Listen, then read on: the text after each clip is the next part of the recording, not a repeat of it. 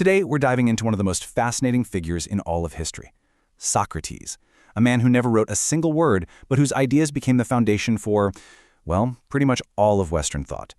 And his entire legacy is built on one giant, amazing paradox.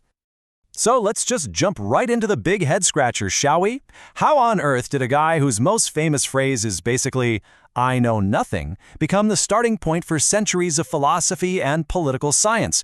It's a question that really makes you stop and think about what it even means to be wise in the first place.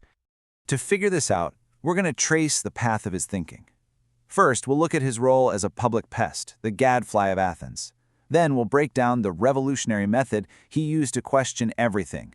We'll see how that method led him to his core belief that virtue is knowledge, how that idea completely changed our concept of reality, and finally, how it all laid the groundwork for Western politics as we know it.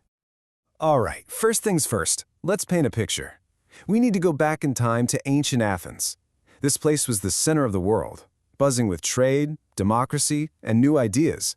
But it was also a city where a lot of powerful people were pretty comfortable with the way things were and didn't like being questioned. And right into the middle of all this walks Socrates. He wasn't some fancy nobleman. He was a stonemason who just loved to hang out in the marketplace and talk to people. He called himself a gadfly, like a horsefly sent to sting a big lazy horse to get it moving. The horse was Athens, and his mission was to sting people out of their lazy thinking and force them to actually examine what they believed. So how did he do all this stinging? What was his secret weapon? It was a totally new kind of conversation, something we now call the Socratic method or the dialectical method. Now, this is super important. For Socrates, this wasn't about winning a debate. It wasn't about proving you're smarter than the other person. He saw it as a kind of art, a team effort. The real goal was to work together, through questions and answers, to chip away all the nonsense and get closer to the truth. And here's how it would go down. Socrates would start with a huge but simple-sounding question, like, what is justice? Someone would jump in with a confident, surefire answer. Then Socrates would just keep asking questions, one after another, gently and skillfully, until the person's own logic started to fall apart. This forced them to rethink everything and try to come up with a better, stronger idea. So you see, the process itself was the whole point. For Socrates, knowledge wasn't some trophy you could just win and put on a shelf.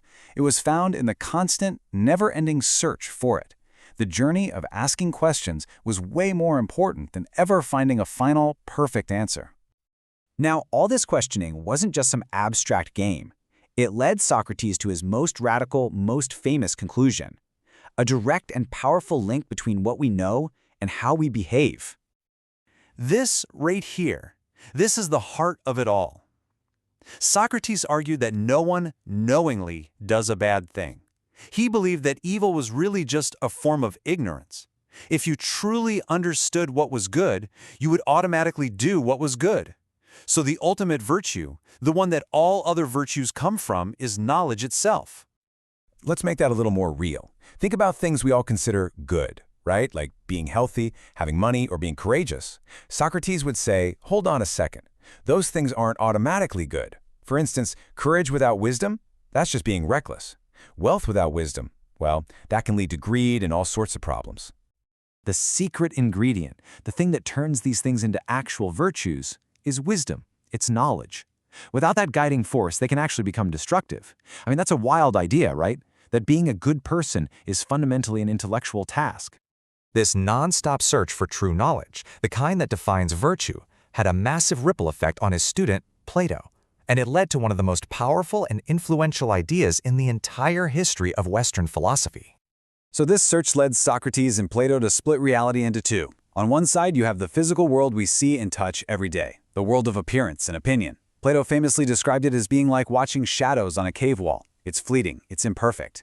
But then there's another, higher reality, a world of perfect, unchanging forms or ideas that you can only grasp with your mind, through reason. This is really the birth of idealism. To put it simply, the chair you're sitting in right now, in this view, it's just one imperfect, temporary copy of the perfect, eternal idea of a chair. The acts of justice we see in our world are just faint shadows of the perfect form of justice itself. So for them, true knowledge wasn't about studying the shadows. It was about using your reason to understand those perfect, permanent forms. Okay, so gadflies, questioning, virtue, and these ideal forms. You might be wondering, what in the world does any of this have to do with politics? The answer is everything. This whole way of thinking became the very foundation of how the Western world thinks about government, justice, and society. And that's no exaggeration. The impact here was absolutely monumental. By shifting the focus of society from just following old traditions and listening to the gods to using critical thinking and searching for ideal truths, Socrates and Plato basically invented the entire field of political science. I mean, think about it. Every time we ask what is a just society or what is the best way to govern ourselves, we are doing exactly what Socrates taught us to do. His insistence that we have to define our terms and search for an ideal standard of justice, one that's more than just somebody's opinion, is the starting point for almost all the political philosophy that came after him. Which leaves us with one final Socratic question, but this one's for us, for our time. He believed knowledge was the key to being a good person. Well, today, we are absolutely drowning in information. We have more data at our fingertips than anyone in history could have ever dreamed of. And yet, are we any more virtuous? It's a challenge to look past all the information and to keep up that ancient search for real wisdom.